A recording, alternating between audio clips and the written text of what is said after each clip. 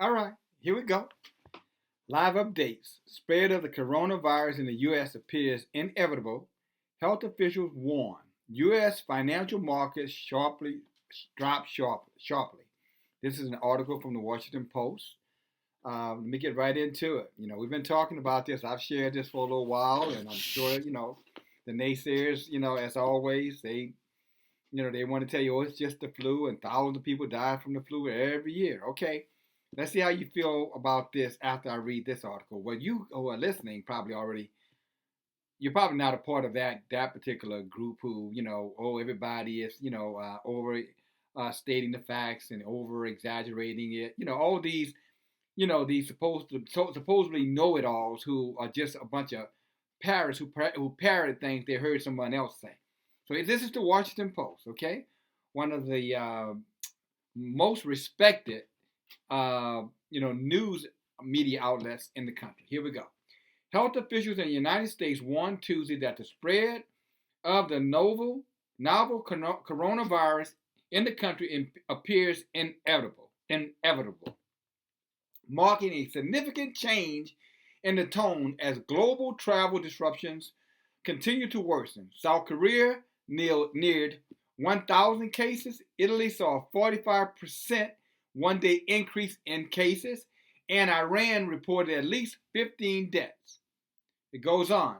China and South Korea announced new cases of the coronavirus, raising concerns in both nations about how long it could take for normal life to return. And we talked about in that last video how much of our business comes through where? Well, a couple of videos ago, through China. South Korea confirmed 144 more cases, bringing its total to 977 cases, the most outside of China. President Moon Jae-in, in visiting the city of Daegu, where more than half the country's confirmed cases have been found Tuesday afternoon local time. In Italy, the epicenter of Europe's outbreak, the death toll rose to 11 amid 322 confirmed infections. Austria, Croatia, and Switzerland reported their first cases, most of which authorities linked to Italy. Travel disruptions also continue to spread, with the United Arab Emirates, one of the world's most critical aviation hubs, saying it would suspend all travel to and from Iran. Now, this sounds like the flu, right, guys? Flu has been all over the world for a long, long time, and you never heard anybody canceling all flights in and out of countries. But okay, I regress. The Middle East counter coronavirus epicenter. Health authorities in Bahrain, Iraq, and Oman also announced new cases Tuesday, while in Iran, an opposition lawmaker and the deputy health minister were among 95 people who tested positive for the virus. The latter had appeared on Iranian television just the day before, offering assurance that the situation was under control. So here it is saying a top health official in Iran went on news telling everybody had nothing to worry about. Then the very next day, he was found to have the virus himself, or was attacked by the virus himself. And you believe in what the media is telling you. You're listening to these people, and they're telling you have nothing to worry about. This February 25th, Mardi Gras, here in the city of New Orleans. Thousands and tens of thousands of people all huddled together, running after floats and parades and bees, you have it. Now, how many of those people you think are at risk today? And then they're drinking alcohol and other things, so that means their immune system is very susceptible to viruses. Not smart. Let me continue. Early Tuesday, global markets appeared to stabilize after Monday's heavy losses, until the Dow Jones fell 900 points. Here are the latest developments, ladies and gentlemen. The Dow Jones dived 900 points Tuesday afternoon, that's today, after the Center for Disease Control warned of the coronavirus inevitability in the United States. In other words, it's inevitable it's going to happen. It's not if it happened or maybe it's going to happen. It's inevitable. In other words, without question, it is coming. It's already here. Ultimately, we expect we will see community spread in the United States. Nancy Messenheimer, a top official at the Centers for Disease Control and Prevention, told reporters. It's not a question of if this will happen, but when this will happen and how many people in this country will have severe illness.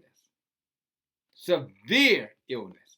So again, for all those people, these know-it-alls who've been going around, telling everybody, oh, they're just over-exaggerating and 35 people died from the flu yesterday, all that kind of stuff. These are those same people. Be careful not to listen to those idiots, because guess what? Tomorrow they may be in bed with what? The coronavirus. And a week from now, I won't even speak where they might be. Like sick. Well, I'm not going to say that, okay? Because I don't want anybody to think that I would wish anything harm, any death on anybody. But sometimes your mouth speaketh words your butt can't cash. Just remember that. And you speak these things, you speaking these lies, and these lies will come back to haunt you because you don't know what the hell you're talking about. You're telling people they shouldn't be concerned and they have nothing to worry about. Again, let me continue on. A Chinese health official warned that at least 28 days without new cases are needed to be able to say an area is free of the outbreak, raising questions about how long it will take for normal life to resume. That's what they're saying. They can't even update you unless they have at least 28 days to validate that nothing else has spread. That's how serious this is in China, where there's over 1 billion people, the most populated, country on the planet. You know what I'm saying? Over 1 billion plus people there. And there's one city, and I don't want to exaggerate this number, but I think the number was like 72 million people under quarantine. 72 million. Guys, that's almost what? That's almost a third of the population of the United States under, quarantine. Right? They can't leave out of their houses. They can't work. They can't go to the markets. They can't do nothing. They are under quarantine. The government has to watch them, monitor them, feed them, and if they do come out, the government forces them back in by any means necessary, including death. And they said this is inevitable. This is going to come to the United States. Let me go on. A fourth former passenger from the Diamond Princess cruiser liner has died. These were the people on that cruise liner who, were stuck out there for a while, and they let some of these people come back into the United States and in other countries. Okay, just so you know, to show you how your government thinks about you. Like this isn't about population control. Again, a fourth passenger from the Diamond Princess cruise liner has died. Japan says 691 people on the ship tested positive for the virus, although that figure does not include more than 20 people found to have the virus after returning to their home countries. And then it goes on and talks, more and more, and I can continue it. But again, it's the Washington Post article. It's today's article. It is live update. Spread of the coronavirus in the U.S. appears inevitable. Health officials warn the U.S. financial market sharply dropped. Let me see. Can you see that? Can you see the Washington Post? You see it? Just so you know, okay? And again, now let me give you my public service announcement. Elderly people. Those of you who have elderly people in your family. Those of you, who have young children or kids in your household. You need to make sure that you're taking every single precaution to minimize contact, what in the general public, in the general public. You need to make sure that wherever you're going, the place is sanitized, it's healthy. You should start thinking about where you're eating.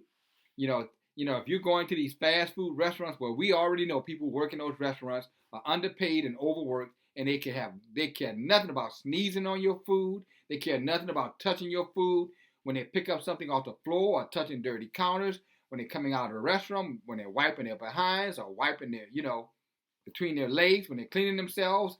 These are the same people who are putting their hands on your food, preparing your food.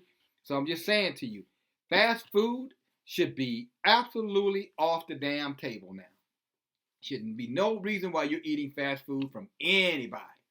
In addition, when you're going to these fairs and to these events and games and entertainment places where there are thousands and thousands of people, you need to ask yourself the question, is it worth me going out there and exposing myself or my parents or my children just for a moment of satisfaction like they're doing here in New Orleans? Well, tomorrow nobody will give a damn about today. Is it worth it to be laid up sick and potentially end up with a fatal illness or losing one of your loved ones, your parents, maybe yourself, your children, because you have not taken heed to the seriousness of this disease. Again, we talked about sanitation. We talked about, making sure that you have the proper supplies in your home to make sure that you're sterilizing things, and not only sterilizing things, washing things, cleaning things, making sure that, anywhere you lay things down, those contacts and things are there. So I know I'm still talking about sanitation, but sanitation has a big part to do with this. Who you're going around, not interacting with strangers. All in these clubs and these bars and places like that. You're meeting these people for the first time.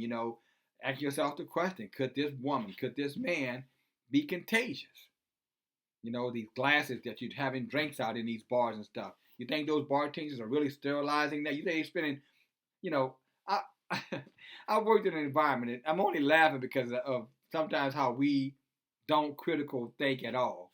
But I work in an environment that caters to the people who are using, supplies in bars and restaurants and things like that. I see these people buying paper plates and napkins and cups. I see them buying all kind of food, all kind of containers for food. But you know what I very seldom see them buying? I mean, they've got $1,000 of merchandise. Very, very seldom do I see them buying cleaning supplies. Very, very. I would tell you less than 5% are buying cleaning supplies. And this particular place I'm speaking of does over almost $1.7 million a week in sales. Over almost $2 million a week in sales selling foods and food supplies, and very few of them ever buy anything that would be used for sanitation.